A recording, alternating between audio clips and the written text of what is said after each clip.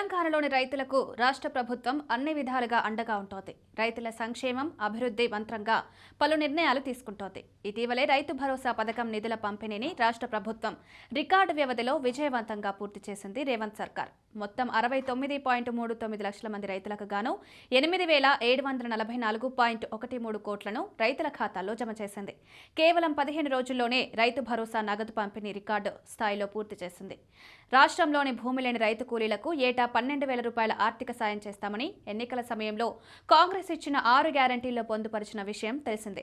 ఈ మేరకు ఇందిరమ్మ ఆత్మీయ భరోసా పథకం కింద రైతు కూలీలకు ఆగస్టు తొలివారంలో నిధులను విడుదల చేయనున్నట్లు తెలుస్తోంది. ఈ పథకం ద్వారా భూమి లేని వ్యవసాయ కూలీలకు ఏటా 12,000 రూపాయలు 2 విడతల్లో ఇస్తామని ఇదివరకే ప్రకటించింది రాష్ట్ర ప్రభుత్వం.